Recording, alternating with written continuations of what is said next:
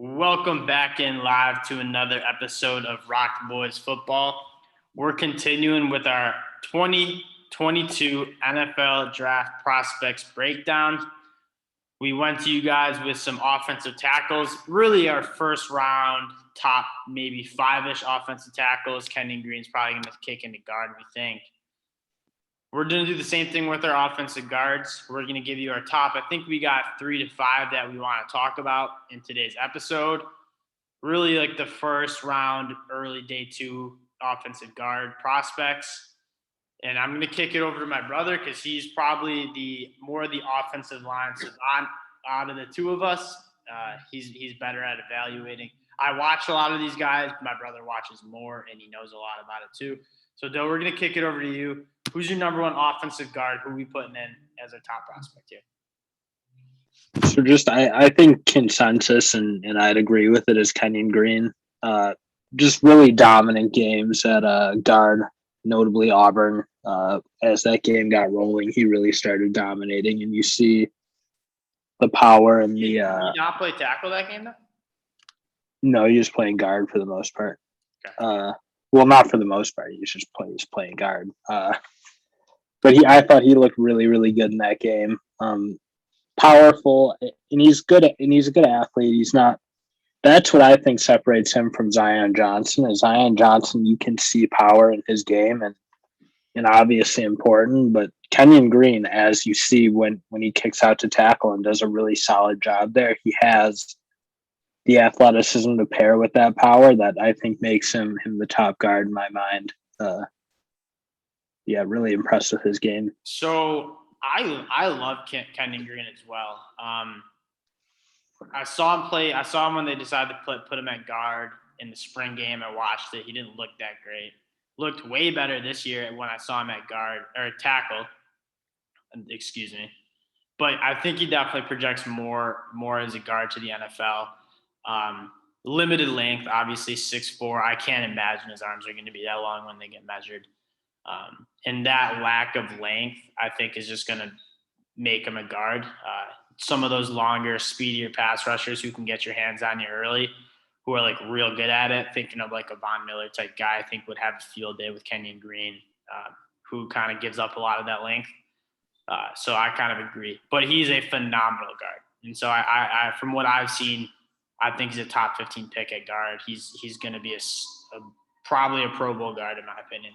Super. Well, that's what I see. It's like, could Zach Martin play tackle in the NFL? Probably, but it's like, why would you move an All-Pro guard to a position he might be somewhat less suited for just because he can do it? It's like you don't take Zach Martin and you can't find guards like him. And I think it's very hard to find a guard like Kenyon Green who has that athleticism, along with the power and ability to be athletic in all sorts of run schemes, not just like a power base blocking, down blocking guy. So that's why I have him at number 1. And I guess just going right to my number 2. And I think I'm debating saying Jamaree Salyer might be number 1 because I'm in love with Jamaree Salyer. I think he was playing a little out of position this year. And again, in a very similar light to Kenyon Green. Like Kenyon Green played some left tackle, played some guard. Jamaree Salyer obviously only played tackle. Yeah. But what's very impressive is he did a very good job there. I think if you watch that Alabama game, he didn't have an issue with Will Anderson's pass rush. Like he did a fine job with him, and so I think what he's going to bring is the versatility to play both positions, which is no doubt going to be very helpful in the NFL. And when you watch him in games where they were able to establish the run, I'm thinking predominantly Kentucky and Florida, like you can see the dominant power and ability he has in that game. So I think he projects very well to a guard, and I really do think he obviously the choice is him or Zion Johnson here, and Zion Johnson just doesn't move like these other two guys, and I don't think he has like any sort of additional power that makes me think, ooh, this guy is a far better guard than either of these two. So that's kind of my thoughts on it. Yeah, and from what you see out of Jamaree Salyer, I think it's Jamaree Salyer, but I'm not positive. Like Sailor or something. I don't know. That's something. Whatever it is.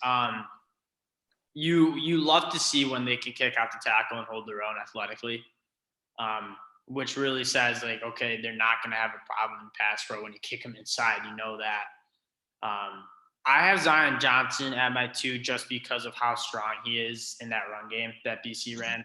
I mean, BC was pretty much, I know they had like 5th and 6th year guys pretty much all along that line, and they just kind of dominated teams. I think back to the game against Missouri, where Missouri knew they were running the ball and they just couldn't stop it. And a large part of that was guys like Zion Johnson just absolutely physically dominating. Extremely good ability to move people. And again, to kind of, I'll break the tiebreaker and give Zion Johnson the nod for our second prospect as an offensive guard. But this also might be more of a scheme thing too. We talked about it with some of our tackles. If you were more of like a power run, down block team, Zion Johnson's your move. And if you're maybe a little bit more asking your guards to be more in space, Jamaree Salyer might be that guy. So the problem I see with Zion Johnson is there's like a weird little hitch he has off the ball. I don't know if you notice it. It might be because he's the one who's like doing the cadence, when he has to like tap the center and get the ball going. But he has like a very slow reaction off the ball, and I don't really understand why it's the case. But again, what Zion Johnson, like the lack of athleticism does hurt him in his ability to go one-on-one with guys. Like, yes, he's very good in combo blocks because he can move guys, but to be able to like base block guys more consistently, I think you like to have a higher level of athleticism. And again, I don't think like Jamaree Salyer has less power than Zion Johnson. I think it's very close, but you add in like exponentially better athleticism in my mind. And he's proven the ability to be a one-on-one pass blocker on the edge, which is clearly far harder than it is on the inside. So like Zion Johnson wasn't given up much as in the pass protection game. But they didn't really pass the ball much in general. I mean, a lot of and they always did it off of play action. So it's like a lot of those games. That's actually a very good point. They didn't have like versus like a Charles Cross guy who's legitimately like drop back pass reps every single snap. This was like a lot more of what you said. They're either running the ball or throwing the ball off of play action. I mean, you look at the box score of BC games, like Dennis Grosella go like 6 of 12. Like they don't throw the ball. Which is a damn shame because I love Zay Flowers at that wide receiver position, but you just didn't get enough looks for him.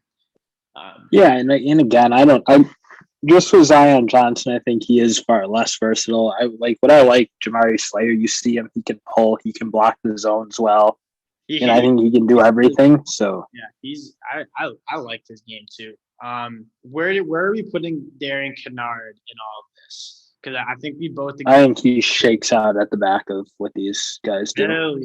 See, I might be a little just because he played guard I think in the 2019 season, so maybe we'll have to go back and watch him a little bit more in guard. But I just think that tackle position kind of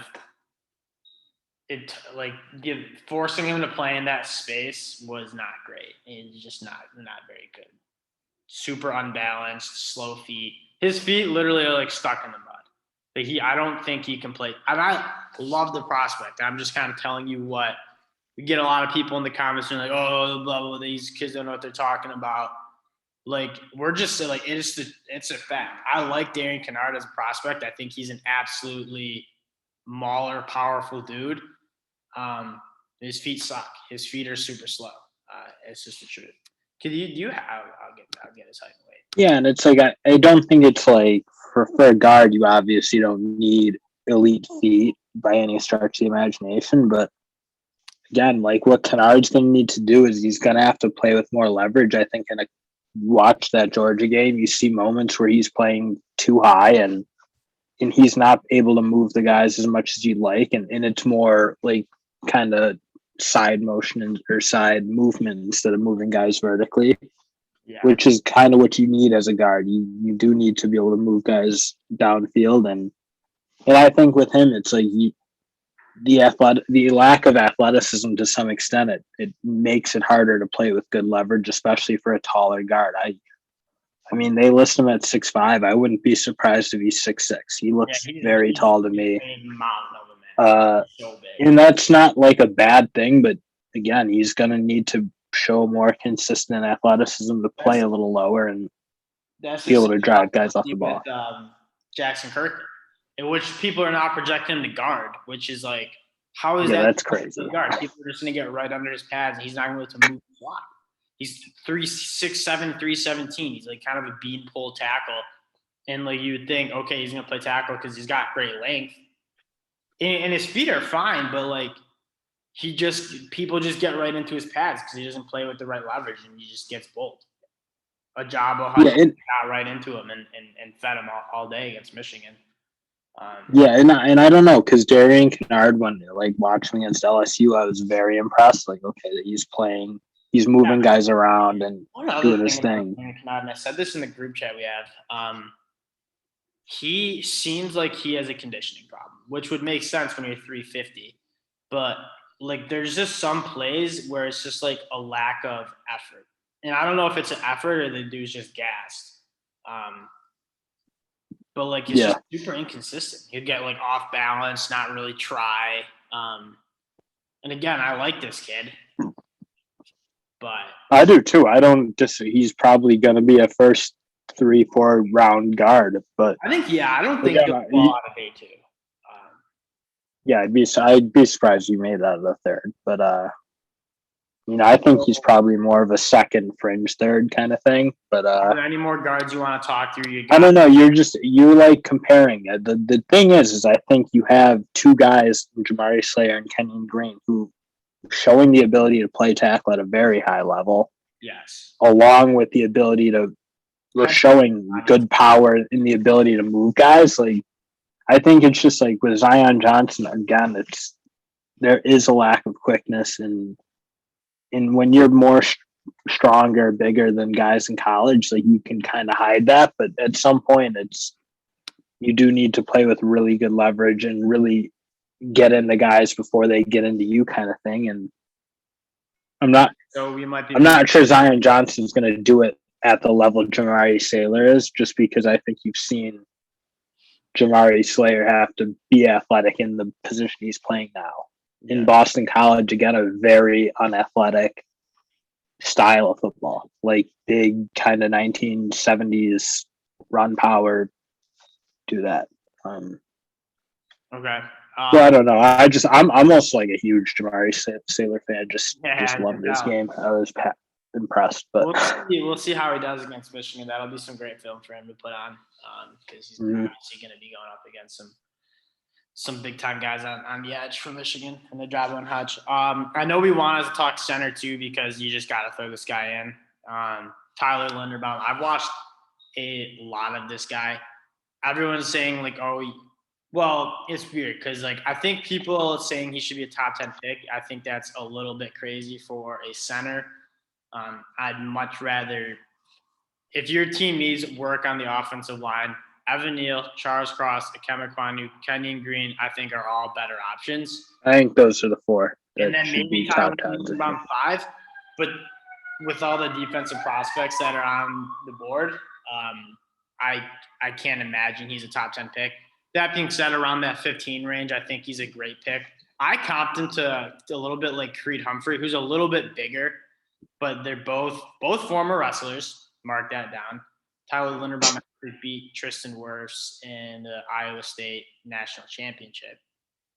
But you can see that elite wrestling skill like in his game. He uses his body so well. He uses his leverage well. He's obviously undersized at 6'3", 290. And you might want him to get up to 300 maybe.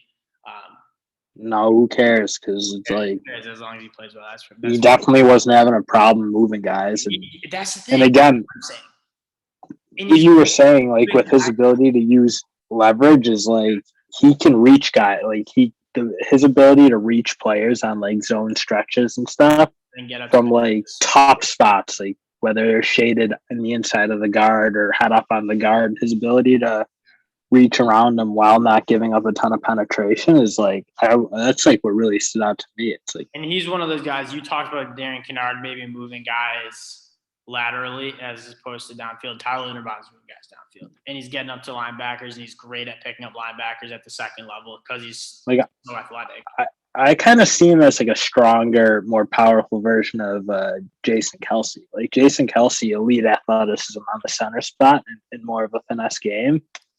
Like I think Linderbaum can very much do that side of it while being a little more powerful and having the ability to move nose tackles. And he just plays with a super aggressive style that I think anyone would kind of like. When you see Tyler Linderbaum, like his frame, you're like, okay, like let's see this guy's anchor and pass pro. Let's see if he can move guys. He's small, but like don't confuse him being small for being like one of the most powerful prospects we have out of this list. And you said it best, being 6'3", he's able to get that leverage on guys, move guys around. And he's really good from what I've seen at kind of like opening up those running lanes. So like leveraging guys and like turning them. I don't know necessarily like the offensive line lingo for that, but just like that rotational strength to just like turn guys and open up like a lane for Tyler Goodson. Yeah. That was like evident. I think Creed Humphrey did a really good job of that. Also very good. Creed Humphrey's a very, very good guy pulling too. Both are like similar prospects. Been like 3-year starters on a team they've been super consistent for a super long time. So I mean, this guy's a top 15 pick. I think if you're a team that needs an offensive line help, I don't know if I'm reaching the top 10 for him, especially if what we talked about, Evan Neal, Charles Cross, Akem Kwanu, Kenyon Green are on the board. But he's got to be your next one up. Yeah, no, that's kind of my thought. I think, God, I do think you're being a little bit of a hater on Jamaree Salyer, but whatever. I need to watch more. I've only watched. The thing is, I've watched a lot of Georgia games, but I haven't watched a lot of Georgia games for him. You know what I mean? So I gotta get a little bit more film in on him. One thing I will say is that whoever plays left guard at Georgia to it, I wasn't really paying attention to who he is. He's kind of a tank too. So he was a guy who I think should have left last yeah, year. Yeah, he's good. So I'll try to break or like watch some of his game for future, but I did notice a couple times where they're double teaming together and just working guys. So yeah, they're both very good. They'll have They've to both been there for a while too. Okay, so I'll close out the show by just saying why I like Zion Johnson more. We talk about this a lot. It's one thing to be like, okay, like I just went and dominated Kentucky, where like they don't have that many like great prospects on the defensive line, not much pro talent. Zion Johnson did that against Clemson, which is I was impressed with his game against Clemson. That's kind of it. Front. Yeah. And that was when Brazee was playing, so that was like all the dogs were on the field. So and Miles Murphy had a phenomenal game. Miles Murphy's pick next year. He's very good. But working against guys like him, Xavier Thomas, extremely talented defensive front, also linebackers. When you're working up to linebackers, Zion Johnson was the best player on the field there. And so, like, that's the type of film that's like you got to have him up there. He's shown you can do it at a very high level against NFL talent guys. I just think he showed a one-dimensional game. You didn't see him pulling a lot. Didn't see like that element of him having the block linebackers on the move. Like it was very much like in the box. Yes, he can take care of that side of it. But I think you saw some Jamaree Salyer do a little more. They do run some zone. They do run some base blocking. I wish they should gap scheme down blocking. Run that like quick sweep that they ran with Kenny Mack. They ended up running it to the right side with Kenny McIntosh, but that seemed to work because for one, they have those big. This is more just Georgia football in general, but you got those big tight ends who are very good in space. But anyways, that's a video for our interior linemen. We said interior just because we're going to include Tyler Linderbaum. We're going to get some more film on offensive guards and a few other centers who just aren't even sniffing Tyler Linderbaum. And then we'll get out to the wide receivers. So I think our next video are going to be our top 5 wide receivers, which is probably going to be my favorite video. Yeah. It's just a loaded position. I misspelled quarterback, so I'm just going to fix that real quick. And we'll get to quarterbacks, tight ends. Tight end class, I think, is horrible. I think it's really weak. But yeah, we'll get into that, and then we're going to move over to the defensive side of the ball, the side that I kind of like doing more. But yeah, as usual, we appreciate you guys watching, and we'll be back with more content and bowl predictions. Talk to y'all later. Peace.